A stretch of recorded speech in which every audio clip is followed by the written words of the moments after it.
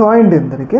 మనందరికీ తెలుసు ఏపీ రాష్ట్ర వ్యాప్తంగా గత వారం రోజులుగా ఒక కేసు అనేది తీవ్ర స్థాయిలో సంచలనమైందనమాట. ఆ కేసు వచ్చేసి గండికోట, కడప జిల్లాలోని గండికోటలో ఒక అమ్మాయిని చాలా దారుణంగా చంపడం జరిగింది. అయితే ఎవరు చంపుంటారు అని చెప్పేసి పోలీసులు అయితే ఈ కేసుని చాలా ఛాలెంజింగ్గా తీసుకున్నారు. ఆమెకి ఏమైనా లవర్స్ ఉన్నారా, లవర్ చంపాడా, లేకపోతే ఎవరైనా బయట వ్యక్తులు ఆమెను అత్యాచారం చేసి చంపారని చెప్పేసి పోలీసులు ఈ ఘటన జరిగినప్పటి నుంచి కూడా చాలా వాళ్ళకున్న ఇన్ఫ్లుయెన్స్ ఉపయోగించి విచారణ అయితే చేయడం జరిగింది. రకరకాల సీసీ ఫుటేజ్లు కానీ, పోలీస్ సంబంధించిన సిగ్నల్స్ ఉంటాయి కదా, ఎవరెవరైనా ఈ అచ్చులో ఎవరైనా ఫోన్స్ వాడారా, వాళ్ళ ఫోన్ సిగ్నల్స్ వాటన్నిటిని ట్రేస్ చేసి పోలీసులు అయితే ఇవాళ కేసుని అయితే ఛేదించడం జరిగింది. ముఖ్యంగా ఈ కేసులో ఇన్వాల్వ్ అయింది ఎవరు అంటే వాళ్ళ సొంత అన్నలే అనమాట. ఎందుకు ఆమెను ఎంత దారుణంగా చంపాల్సి వచ్చిందంటే ఆమె ఒక వ్యక్తితో ఎఫ్ఐఆర్లో ఉందంట. ఆ పిల్ల మైనర్ బాలిక వేరే ఒక వ్యక్తితో ఎఫ్ఐఆర్లో ఉంది, అంటే లవ్లో ఉందన్నమాట. అయితే ఇది ఒక రకంగా మా కుటుంబం పరువు తీస్తుంది అని చెప్పేసి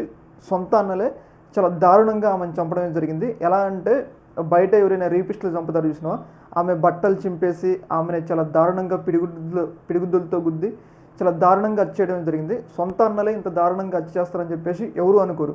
పోలీసులు పూర్తిగా ఈ వారం రోజులు ఇన్వెస్టిగేషన్ చేసి వాళ్ళలో ఉన్న సెల్లో ఉన్న డేటాని రికవరీ చేసి, అలాగే సెల్ ఫోన్ సిగ్నల్స్ ఆధారంగా ఖచ్చితంగా ఆమెను చంపింది వాళ్ళ అన్నలే అని చెప్పేసి పోలీసులు అయితే ప్రాథమిక నిర్ధారణకి అయితే రావడం జరిగిందనమాట.